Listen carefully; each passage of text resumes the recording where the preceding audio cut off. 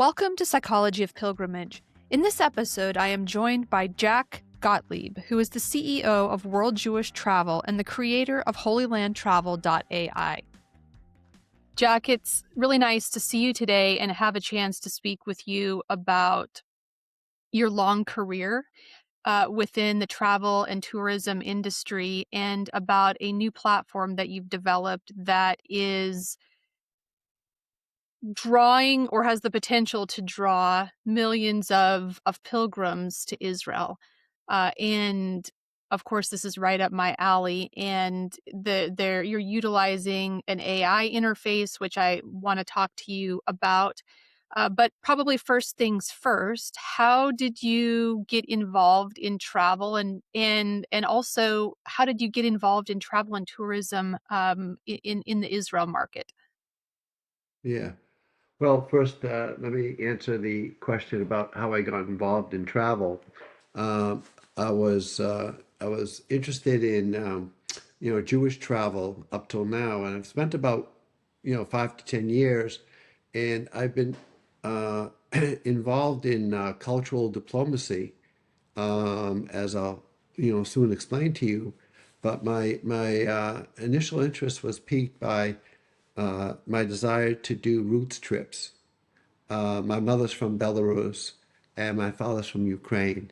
And I was born in Boston in 1951.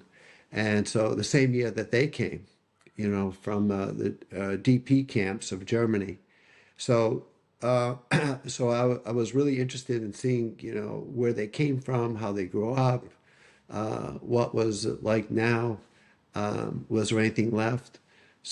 We did one route trips to Voranovo in Belarus, and we got all our families together, and uh, and we took a trip, and we did the same thing for my father's town. He comes from a place called it's an area called Volyn in Ukraine, which right now is involved in the Russian attacks. When they attack very west, you'll hear the word Volyn because that's the western section of Ukraine. So, after doing those routes trips, I decided that it was really difficult for other people to start from scratch to do a routes trips. And what I'd like to do is build a digital platform to help people, go, travel in a Jewish way, to different cities, to different areas. And so I was very involved and I did build a digital platform called World Jewish Travel. And, um, and that's basically how I started in the whole thing. Um, and as far as why I shifted to the Holy Land, that I would think it had to do with October 7th, um, when the attack happened here, and it was a really life-changing moment for me. I decided, I had to do something to bring people back to the Holy Land. As travel is related to security, and I knew right away that as long as there was war, there was going to be no tourism. So to keep myself busy, during that period, I decided that why don't I think of what to do for the day after? We call it the day after the war, the day after program. And uh, at the same time of the outbreak of the war, there was the outbreak of AI. And I decided, why not try and combine AI and pilgrimage and try and plan to help, people come to the Holy Land after the war ends. And that's basically how the whole project started. And I went to a university, Reichman University, which is in Herzliya, an area just a little bit north of Tel Aviv. And I said to the kids, we're going to build an AI travel planner. And that's how it all started.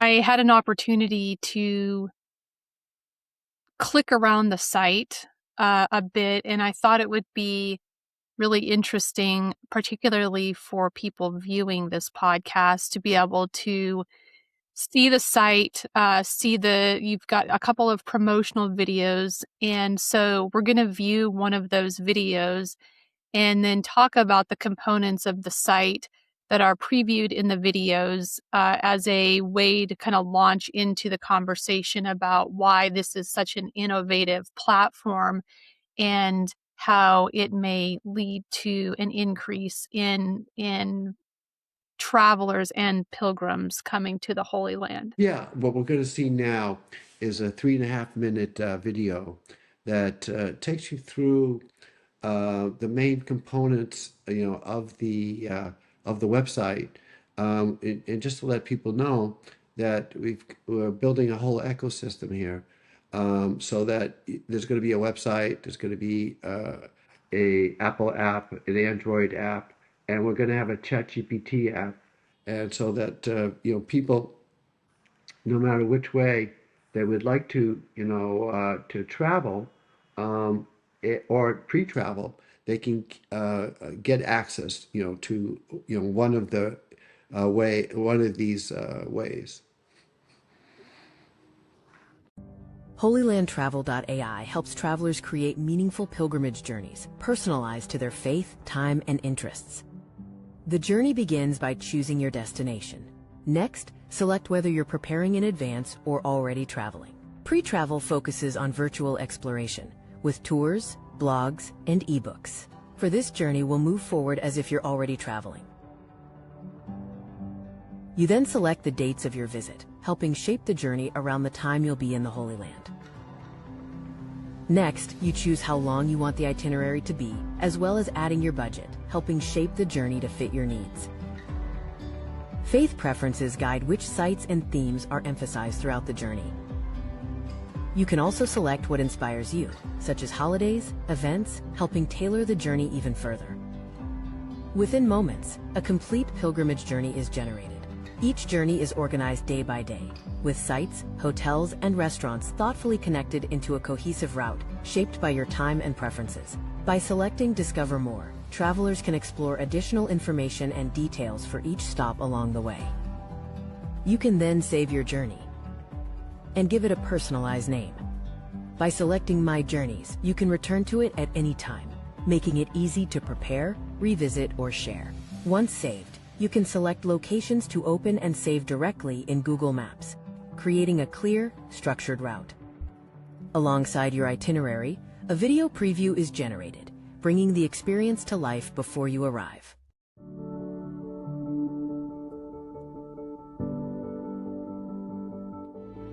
Visit the Garden Tomb, where quiet stone and living gardens reflect the story of resurrection. Here, visitors linger in stillness, reflecting on absence, hope, and the meaning carried beyond the tomb. Leaving the Garden Tomb, visitors carry inspiration outward, shaped by what the empty chamber reveals. Step onto the pilgrimage road, an ancient path shaped by generations of pilgrims. Along this road, Jesus walked with pilgrims toward the Temple Mount. Walk the pilgrimage road in the city of David, where faith continues with every step. In addition, a personalized podcast is automatically generated, offering an overview tailored specifically to the selected journey. Welcome to Journeys Through the Holy Land, brought to you by HolylandTravel.ai. I'm your guide, David, and today, during the Feast of Tabernacles, I'm here with Sarah at the Garden Tomb. The atmosphere is so serene with the ancient stone-carved tomb nestled in this beautiful garden. It's so moving to be here, David. I never truly connected the Feast of Tabernacles to this place before. It's a connection many people miss, but it's incredibly powerful. During this time, we celebrate God dwelling with his people. And what speaks louder of his presence than this empty tomb? It's the ultimate promise of redemption and the hope of resurrection. The hope of resurrection. Yes. It's like all joy finds its true source right here, in the victory over death. Exactly. The empty tomb is the reason our joy is eternal, not temporary.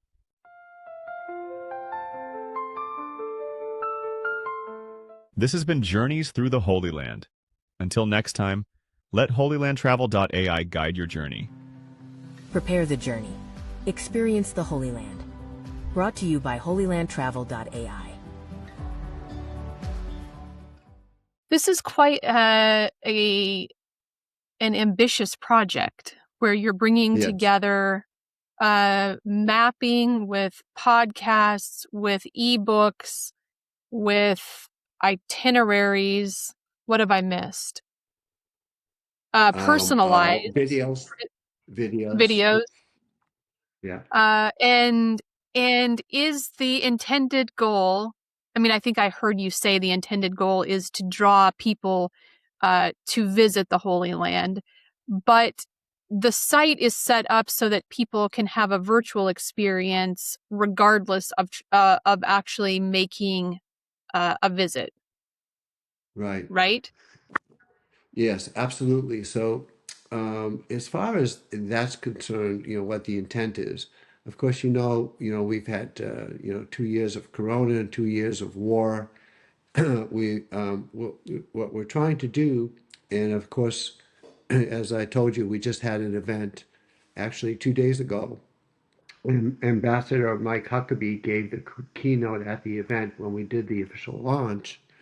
And what we're trying to do is, bring pilgrims back to the Holy Land. Right now, there's not much tourism to speak of. And what we're trying to do, and especially what's been especially hurt, are the pilgrims and the pilgrimages. So what we're trying to do is bring the pilgrims back. And Mike Huckabee did the event, and he really loved the concept and the program. And so what what we're trying to do is figure out on a first pass, what are the major attractions for pilgrims, in the Holy Land, and make it a more ecumenical effort. And then in the coming months, we're going to try and make it a more denominational effort, where we're going to try and find what's best for evangelicals, what's best for Catholics, what's best for Protestants, and so on and so on. So it's going to be a multi-layered, program, because I'm already getting feedback, that different denominations, do different things, and you have to really be specific. But I enjoy going, as a Jew, I enjoy going to a lot of Christian places in Jerusalem. And just so your listeners should know, we've started off at Jerusalem. And I enjoy going to the churches of different denominations. So I think that as a first pass, I think people will really enjoy going into the Jewish sites as well as the Christian sites, as well as the Muslim sites, when they come to Jerusalem. And I was going to say Bahá'í sites, but that would be Haifa, so that's outside of Jerusalem. But it is important to note that Yes. there is a very the epicenter of Bahá'í pilgrimage is in Haifa, so that links in with the greater Holy Land. Yeah, and just to add, to that is, not many people know, but the Holy Land is actually the center of 5 religions, and so what everybody knows about, are the Jews, Christians, and Muslims, and Islam, and the other two that people don't know about is one you just mentioned, which is the Baha'i religion in Haifa. Is the center here is in the Holy Land. The other one is the center of the Druze religion, which is an offshoot of the Muslims, is also centered in the Holy Land. So it's actually the center for 5 different religions. That's interesting. I didn't realize. Is this near Haifa? Is that where the center for the Druze? Yeah, the Druze, just so you know, the Druze were the center for the Druze is north, up, up towards the northern portion of Israel, and the Jews typically live actually on mountains, on the top of mountains, uh, because they were heavily persecuted. So they ended up on the top of mountains. It was easier to defend themselves. So as you go north to the northern part of the Holy Land of Israel, you'll find the Druses up there, and of course the Druze extend, into Syria. You've probably heard a little bit about the Druze, being attacked in Syria, and so basically, um, but the center of the Jews is inside of the Israel. I was interested to see that the video that uh, I just played includes a short segment on the Pilgrim's Path or the Pilgrimage Road, which has just reopened, I think, Right. in around mid 20th of January, something like that, of this year. And this is quite fortuitous in terms of what your goals are with the platform. Uh, because it sort of reorganizes this idea, I should say reorients pilgrimages in a new slash old way along a very specific route that led to the Temple Mount. And I'm wondering about your thoughts about the reopening and how you foresee people and new pilgrims coming to the area, into Jerusalem, and engaging with this actual road. Yeah. So actually, what happened in a few months ago was the official launch, and Mark Rubio, actually the Secretary of State, was here to make the announcement and do the launch, but it didn't actually open. It only But opened didn't. actually. No, it only opened 3 days ago. So Oh, so okay. so so this is definitely fortuitous, in that it opened 3 days ago, and that's why we were so happy to include it in one of our videos. Um, and it's really um, it's a very significant aspect of the pilgrimage, because they actually find the place where Jesus, walked up to the Temple Mount, and it took them maybe 10 years to develop the road, because they had to do it underneath. They had to develop it underneath the streets, and so it's an amazing experience. I've walked it, and I can just encourage all of your listeners to come and walk it. It's the most spiritual experience you have ever had, because to understand that Jews and Christians, walked this road, going up to the Temple Mount, and then what you could actually see is the impact of the destruction of the Second Temple on the road, and how the Jews that hid under the road were finally trapped and killed, and you could see the results and how that happened. They broke open the road in order to find them in the tunnels that were underneath the road. So it's really, the most interesting experience that I've ever had in the Holy Land and in Jerusalem. What made it such a significant experience for you? Well, well, I mean, here I was, kind of following in the footsteps of, all my forefathers, who uh, came to Jerusalem, during the three holidays, that what's called the Feast of the Tabernacles, and Shavuot, and and the other one that's just escaping me right now, in Passover. And so just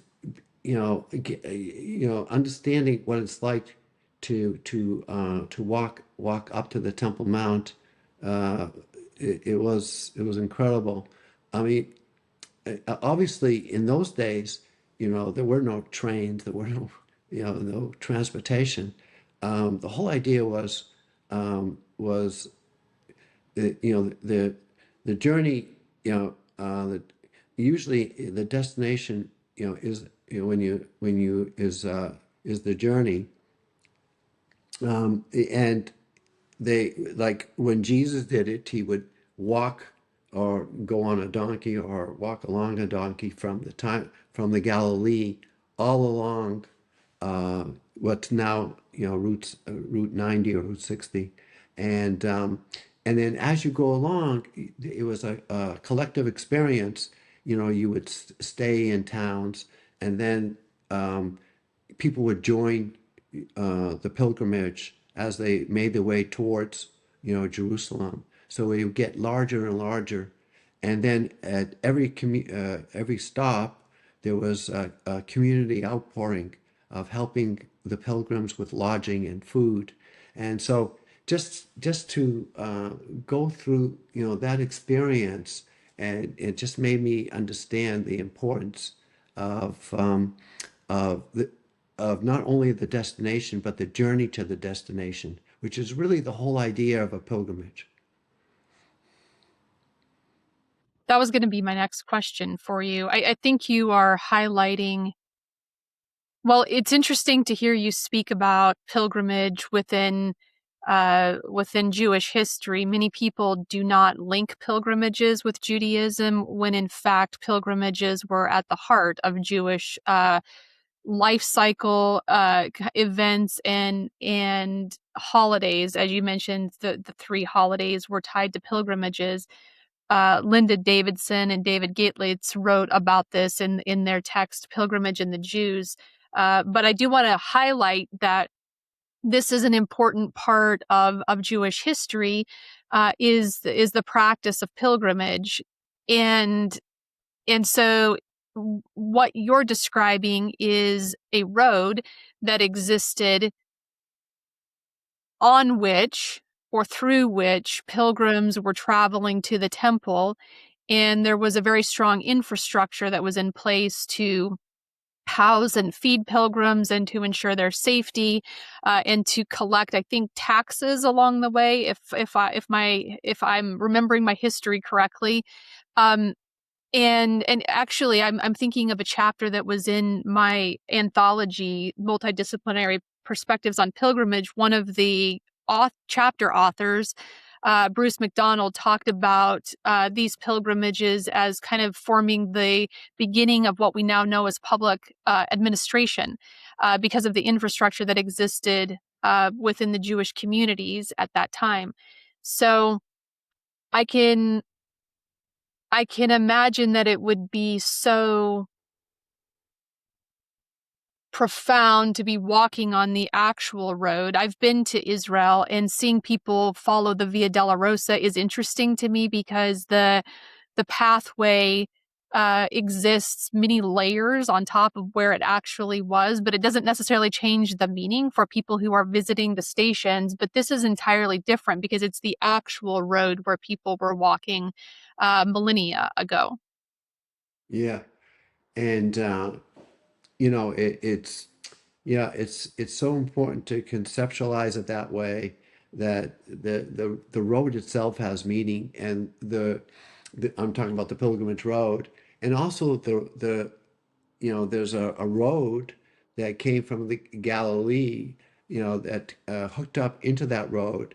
Um, and what really struck me, is that I found in Zichron Yaakov a sign in front of a house, and the person who lived there, his claim to fame was he actually walked from of Israel, northern Israel, from Zichron Yaakov, all the way to Jerusalem. It took him 2 weeks, and he was trying to reenact how his forefathers, would get to Jerusalem, and what we would say is it's a double mitzvah.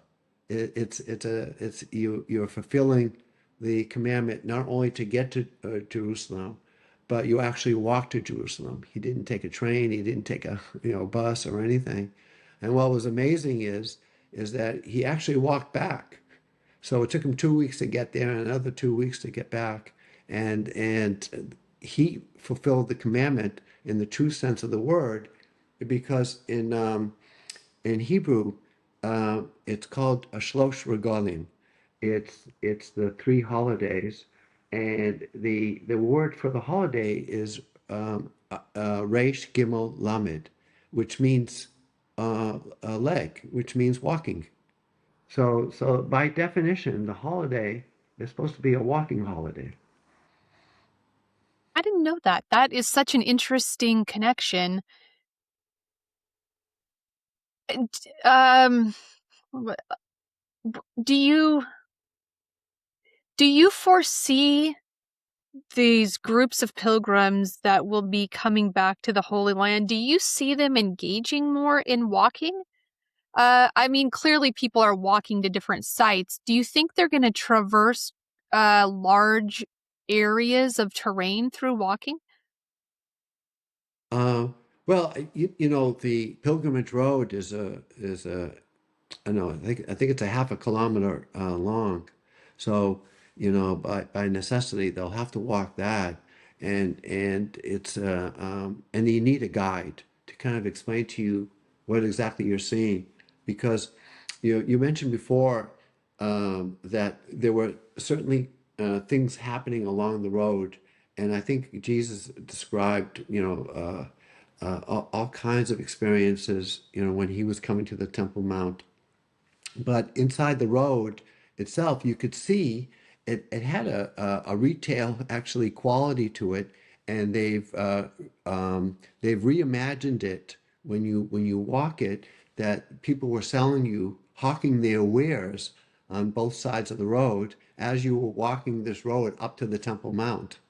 Perhaps it was food or water or whatever, but there was obviously other aspects, retail aspects going on, and so those authors were right. The road had its own dynamic to it in terms of what was going on, and the other thing about the road, what was amazing is that it had to handle hundreds of thousands of people, and uh, it's not really known if the Siloam pool is the place where they used it as a mikvah, a place to cleanse themselves and make themselves holy before they went up to the Temple Mount. But but they had to have all kinds of facilities to purify yourself, and you had to be able to handle huge amounts of people. So it wasn't a simple endeavor, to accommodate and to make. Now, when they uh, reconstructed the road, in modern times, it's actually, I don't think, the whole road. They did a portion of it, but you can certainly get a feeling, for how it was and what it was like.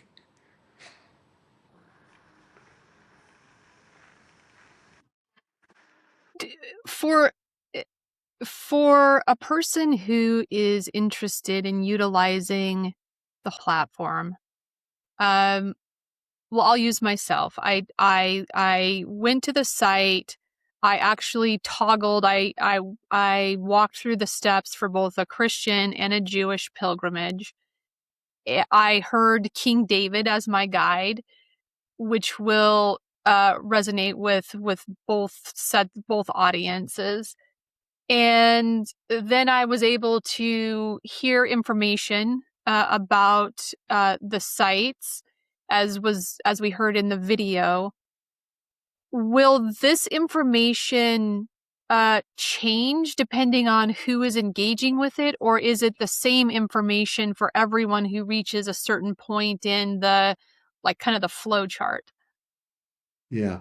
No, it has to change because, well, well, it depends. If you're more ecumenical and and you're kind of interested in all aspects of religion, and you're interested in Protestant places and Catholic places, and evangelical, and as well as Jewish, then what you can do is check off in the app. You can check Jewish and Christian. They're not exclusive categories because we understand that people might be interested in a mix. So we make it inclusive. So you can check as many boxes as you want, and we'll try and accommodate you. But there's a clear interest in different denominations having their own having a special experience curated according to their narrative. The Eastern the Orthodox narrative is different from the Catholic narrative, which is different from the evangelical narrative. The evangelical is what's really, really interested to them is what's in the Old and the New Testament. And so Jerusalem and the Galilee, figures, very, centrally in that whole experience in the Jordan Valley. So, that's the next challenge for us is to say, is to figure out what's in Jerusalem, and we've started to do that. You heard, for evangelicals, the Garden Tomb is really, really important to them, and it is special, as you could tell from the video and the audio. Our next challenge is really to go up to Galilee and try and figure out what evangelicals were really like about the Galilee, and that's of course trying to reconstruct where Jesus taught, and the churches, the many churches that sprang up in that area. I might like to add as well is that there's the Christian layer, and unbeknownst actually to the Jewish population, is that we've curated a very, very interesting Jewish layer, so that you can do all kinds of Jewish pilgrimages aside from the three main holidays. You can there's such a thing as Kivrei Tzadikim, especially up in the Galilee area. There's the tomb of Maimonides. There's a lot of famous rabbis that are buried around there. And what we've done is we figured out what are the dates that people use for commemoration. And so you can say, okay, I'm coming on these dates. Tell me about any famous rabbis, that they're commemorating during that period of time, and we help map out how to get there and what kind of events are going on. And so it's another layer that we've added, and so now we have we're doing a Jewish and a Christian layer, and we can also add the other three religions as we go along.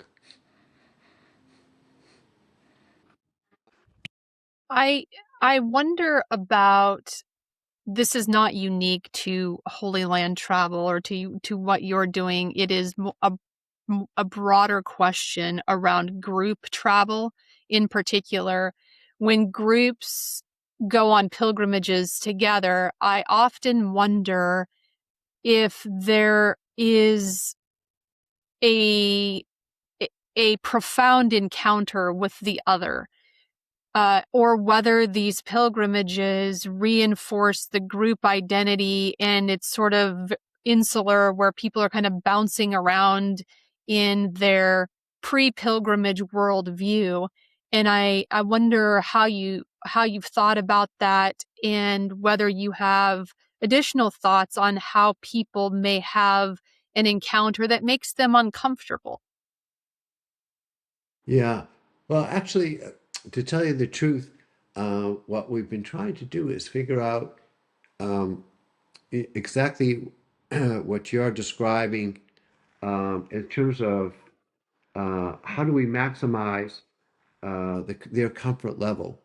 And on the one hand, it's a collective experience. You're traveling in a group, and of course, that's the way it used to be. There were hundreds of thousands of people traveling at one time. But the question is how do the pilgrims make it an individual experience, as well? So um, what we're thinking about doing, and I was going to, speak to the city of Jerusalem if we could cooperate, and they're very cooperative. They're 10% of their economy, is our Christian tourists and tourism, and so it's very very important for them to help maximize the experience. But I was going to speak to them. I think it would be really really nice and to allow people to travel in groups and help them, but also allow them to have a personal experience, to write down their thoughts, as they go from, place to place. And, so trying to develop digital tools that will allow them to keep a diary, so that they can, reflect back on the way that experience was. And also, they can get inspired, maybe to come back again. So, I think you're going in between, being part of a group, but how do you feel inspired by it, on an individual basis? And I think that's a challenge. It is a challenge. It seems like one of the ways that individual pilgrims could engage in an individual experience in the midst of this collective experience would be to engage in a particular practice, whether that is bringing a stone or lighting a candle or a flameless candle, or uh, bringing something from home that a bottle that they collect sand or water in and then take it back home.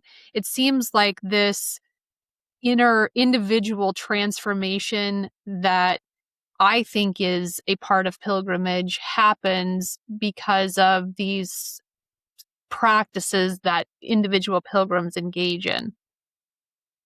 Yes, and well, there's plenty of opportunity, you know, and obviously I don't know how real all of these wares are.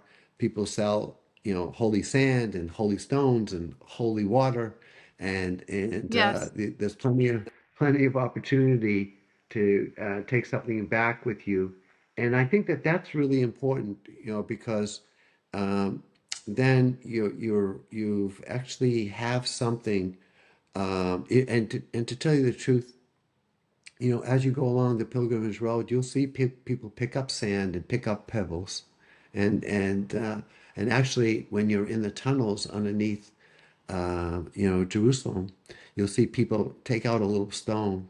It's not going to cause the wall to fall. Take out a little stone as a remembrance. So, I think trying to take some kind of an object and attach memories to that object, is a very very important part of the experience, because when you go back, uh, that's what's going to remind you, of where you were and how you felt, and I think you're spot on. And what I was going to do is eventually add a store, um, where you could actually, order mementos like that, so when people, um, for the people that can't come or the people that are here, and they come across and they would like some kind of memento. I've already been approached by some people who have holy sand, certified certified holy sand, and I haven't spoken to them to understand exactly what that means, but I think there's a lot of opportunity along those lines.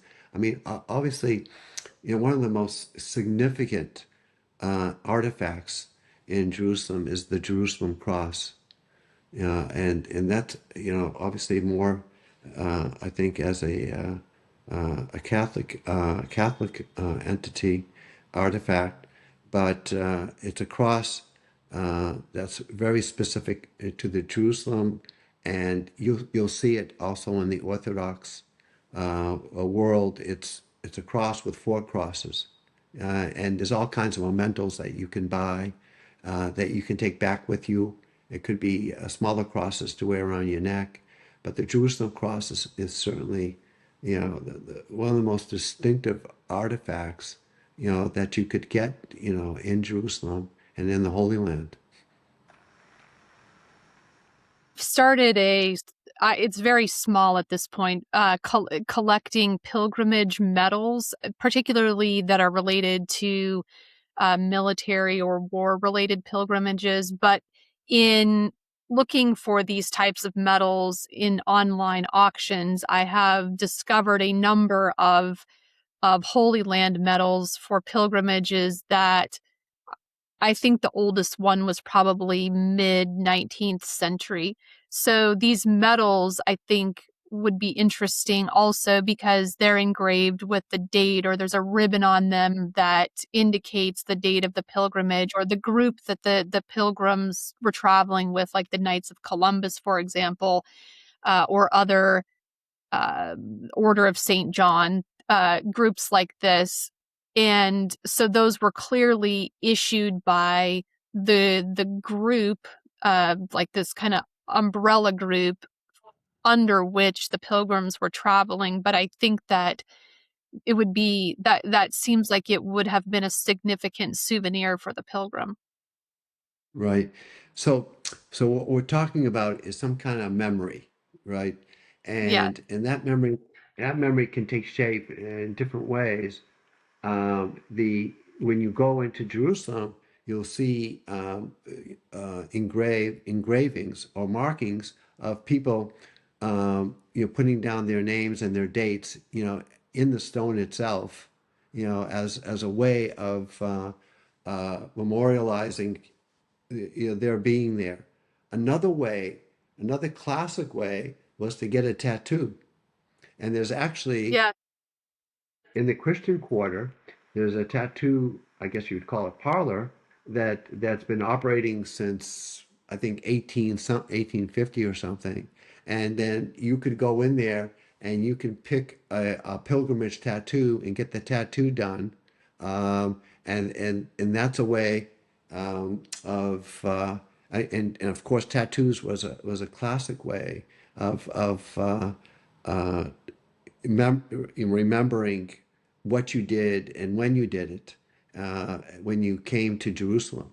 So that place is still existing, and you could go in there in the Christian Quarter.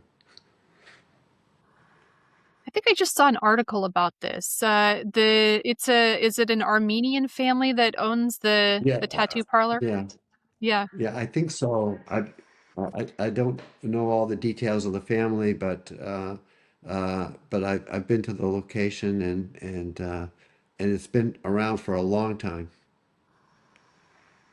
How did you first make the link between the roots tourism that you were doing, even your with just your own interest in your own family origin and your ancestral homeland, and the word and the experience of pilgrimage? Were you calling that pilgrimage at the time, or when Yeah. did that evolution happen for you? Yeah, it's really interesting. I really knew nothing about pilgrimages when I did the Roots trips. Um, but it's only in retrospect when I started, learning about pilgrimage, that I began to understand that what I had done in the Roots trips was a pilgrimage of sorts. Retracing, the steps of where my parents grew up, uh, and the whole, uh, the whole environment around, where my grandmother would jump on a train and go shopping in Vilna, and starting to understand. And then my mother was in the uh, Kovno camp, between before it was exterminated. And so here I am. I'm in the place where they grew up, and here I am. I'm in the work camp, where my mom was, And then of course, you're traveling around and you're out visiting other Holocaust sites. So when you're doing it, you're not really, you don't really think of it as a pilgrimage, but obviously it is. You're reliving, you're understanding, what happened. Um, and the the time that I began to understand that it had a pilgrimage quality was when I began to understand, when I started reading your narratives of what happens when people go back to World War II, and in a sense, that's what I was doing. They were going back to the World War II, where they fought, where their friends died. That's what I was doing. I was going back to the place where my parents lived, where my cousins were killed, where they lived, where they were buried. I was kind of reliving the whole experience, and certainly it's a pilgrimage of type, but it's different than a holy pilgrimage that you would do in the Holy Land, which is much more positive experience, and obviously when you're when you're when you're retracing the steps of a Holocaust survivor, it's a much more of a mixed experience. You're finding out how they lived before the war, but then you have to understand what happened during the war, and you have to understand after the war. And especially, with my parents, they ended up 6 years in a DP camp before they got a visa to come to America. So, you know, and I've always thought of doing uh, another roots trip actually to try and understand their DP camp experience in Germany, because it's a multivariate kind of phenomena. And what's nice is the Holocaust Museum in Washington tries to make people understand that, because people are, always think of, the pre-war, immediately before the war, and then during the war. But people don't understand that after the war, there was this whole DP camp phenomena that was going on, and so they have, a large collection of DP camp kind of materials. Yeah, you're right. It's an era. I mean, it wasn't a short period of time. It was years, No. and a lot of life happens during that happened for people during those years. Yes. Yes, and to like when I and it's a varied experience, because with my mom, with my mom, she was in the Belarus near in Vilna, and there was a transportation system um, that the Nazis used to transport um, individuals, especially from Kovno and all the, work camps around there. But in my father's area in Volyn, there was no transportation system. So, you're actually, visiting, uh, the grave sites, these mass graves, of where, people were shot. They were separated, by children, women, and men in three different separate graves. And so, your family members are, in all three graves, and so and there was no transportation system, so they were all shot over there. So go every roots trip, especially if it's related to the Holocaust, is a much different experience, and you really need, good guidance as to maximize, what happened, to your family, and it's a real challenge. Yes, and to be able to interpret the sites and to interpret what it is that people are looking at or experiencing, I think it's quite intense. Yeah. Well, to tell you the truth, these grave sites, they're not marked. Um, and without guides, bringing you to these places, you would never be able to find them.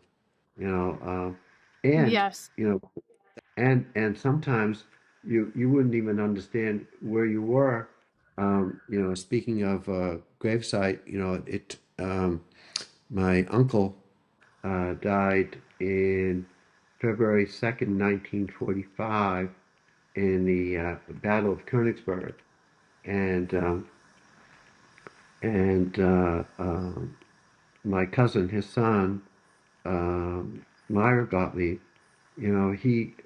he looked for his father's grave for, let's say 60 years, and he couldn't find it. And just by chance, my sister and I we found it in a record that was just digitized, and it was in Latvia. So, because what happened was at that time, and we're digressing a little bit from the Holy Land, that when the Russians were killed or died, in Germany, the Russians didn't leave their dead soldiers over there. They transported them outside of Germany, either back to Russia or, in this case, to Latvia. So it took me. I just had the experience of going to look for the grave, and as it turned out, the whole mass grave was underneath a park that that people uh, um, use to just to sit down and meditate and do whatever you do in a park. But underneath it is a mass grave where my uncle is, and his name is on the sign in front. But it's certainly a different experience when you're talking about World War II and what happened, and trying to understand the implications and of definitely in terms of trying to find what happened to people.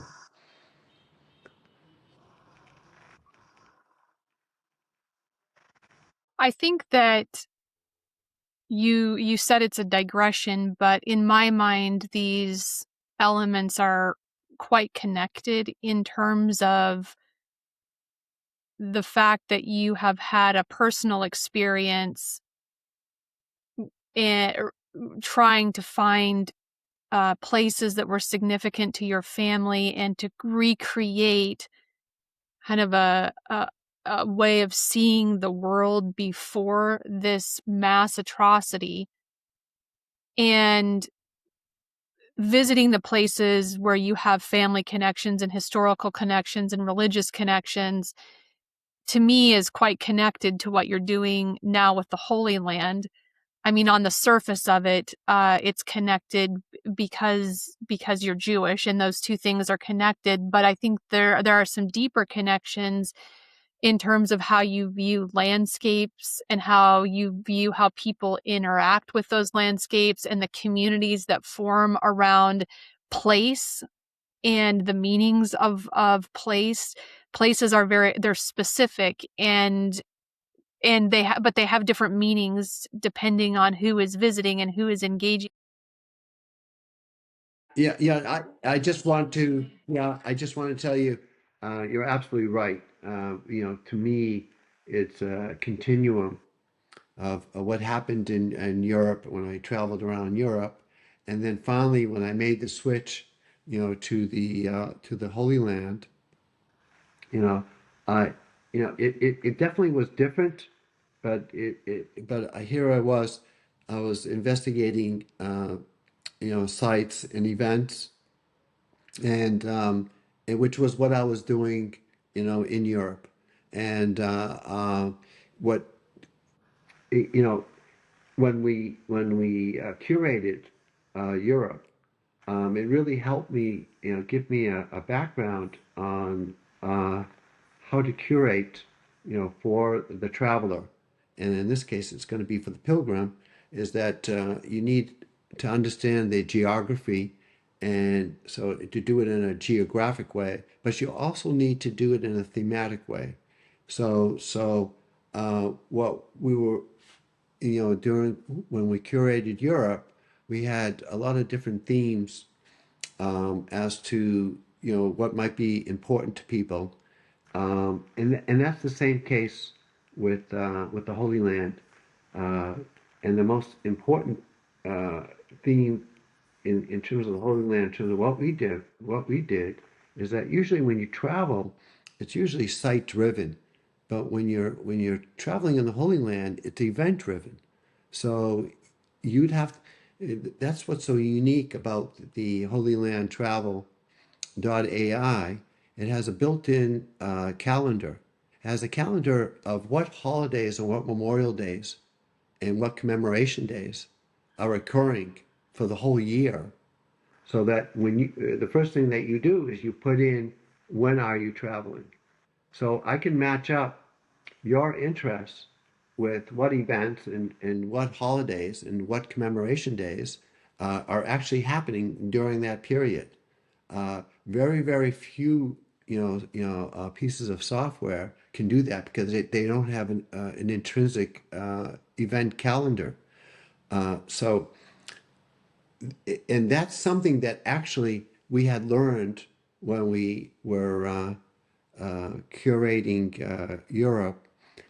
We paid just as much attention to festivals and events and to days, yearly commemorations in Europe. And then, and I had that background and I had that understanding. So when I did the Holy Land, I started with the events and I started with the days and I started building the whole experience around that.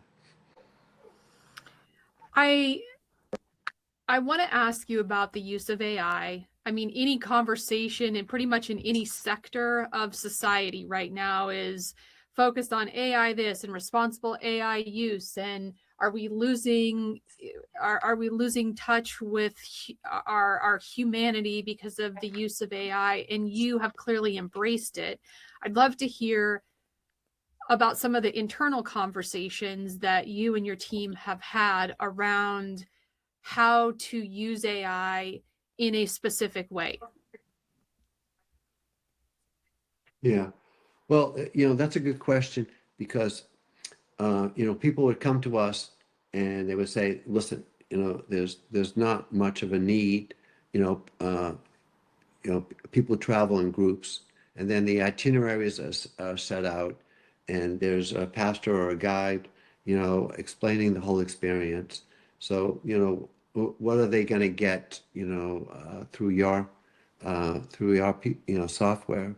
And actually, the way we're looking at it from a pre-travel situation and a travel situation. If you notice, you can mark off pre-travel, and in that situation, we have the largest collection of ebooks about the Holy Land, online, and we also have blogs, we also have videos, so you can get a sampling of what you're about to see when you travel, and the more knowledgeable you are, the better the experience.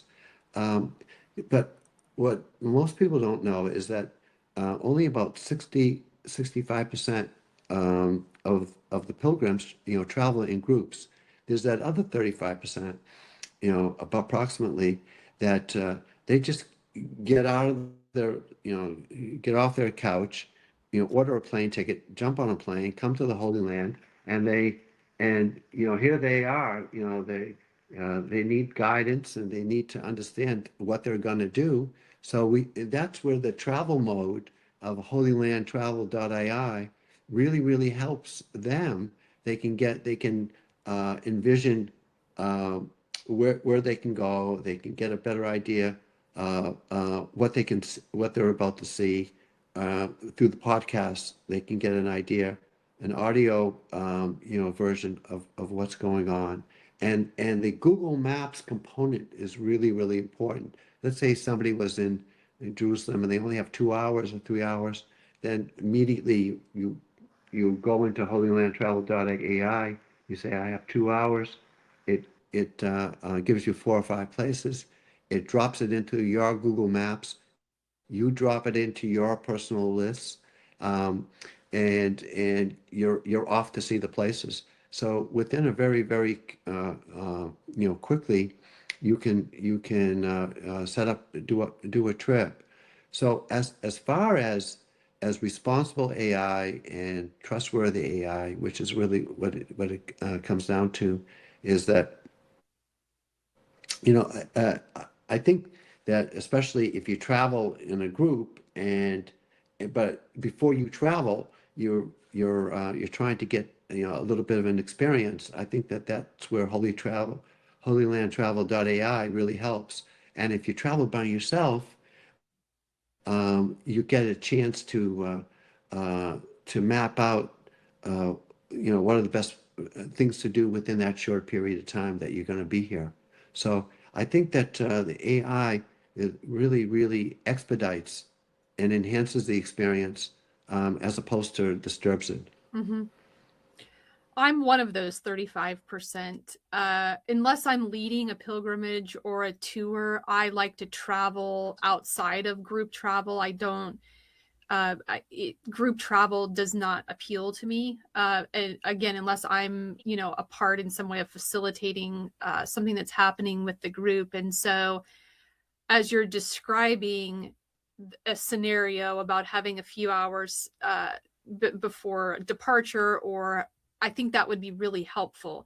I would utilize the site in that way to be able to orient very quickly to three sites that maybe I could fit in right before I leave, or I have a 3 hour span of time and I want to do something with that 3 hours, but I didn't really account for it in my planning. I think that is a wonderful way to use the platform. Yeah. I'll tell you a secret. Right now, we've been talking about pilgrimages and everything else. Um, but, I'm a friend of the Israel Museum in Jerusalem. And, uh, there's a whole cultural layer that we've built in as well. So that if what you're interested in is some kind of a museum experience, we're going to try and cater to the more secular cultural level as well, because it's one of the most wonderful things to do is to uh, visit the Israel Museum, and right next door is the Bible Land Museum, and right next door to that is the National Library. So, trying to curate, a whole museum experience within, let's say, 2 to 4 hours, um, it is a challenge, but we've mastered that, and we're going to allow people that they've done their kind of religious experience or spiritual experience, and they want to have a more museum experience. We're trying to cater to those people as well. Mm-hmm. And those experiences have always been part of pilgrimages, as evidenced by the retail stores that have been discovered by archaeologists along the pilgrimage road. The That's engaging right. in commercial activities or cultural activities have always been part of pilgrimages. Right. Absolutely. And so, um, and to tell you the truth, when the tour buses, they're always visiting uh, places to buy books and mementos, and restaurants, and that's what we've done as well. We've kind of focused in on ethnic food in the as a culinary experience. So we've curated all the culinary, places, that you would want to experience. And in terms of places to stay, if something is not denominationally marked, then what we try to do is curate heritage hotels and stay away from, the chains. And we developed sort of a heritage brand. And so you could actually go into HolylandTravel.ai, and when it suggests a hotel, you know that it's either related, for example, like the Notre Dame Hotel is related more to the Catholics, and that's where the Pope stayed. But if there's no religious affiliation, you're going to get suggested a cultural heritage hotel that has some kind of a history. And the best example of that in Jerusalem would be the King David Hotel, which as soon as you walk in, you realize you're in the middle of the Bible, so to speak. And all the markings in the hotel, remind you of all the emblems that are marked off in the Bible. But any other hotels that you'll see, they'll have some kind of a history, and it's the kind of hotels, that people what they do is when they want to get away from the hotel chains, they'll come to those hotels. Mm-hmm. Well, I look forward to seeing how all of this develops. The initiative launched earlier this week with a Yes. with raving success. Millions of people have either viewed articles or engaged in the site or are interacting on social media in some way. And so that's a pretty impressive launch. And as a pilgrimage researcher, I can't wait to see what happens and how people are using the site and how they are then becoming pilgrims, and they're going to the Holy Land. And then I look forward to hearing about the feedback that you're getting from people. And so congratulations on Well, an thank you. innovative idea, and for launching this at a time when people need hope, and they need something to, well, they need hope. And so I think this fills kind of a need in that area. Yeah, I mean, our wish, the way we're looking at it, because we're a nonprofit, is it's going to be a mutual experience. We're going to get feedback from the people that are using it as to how we can make it better, and we'll go ahead and make it better. And that's the whole idea of AI, really, is that as the models get better, as you get better feedback, you can provide a better experience, for the users. And in this case, it's for the pilgrims. So it actually, I can speak for the staff and for everybody that was involved.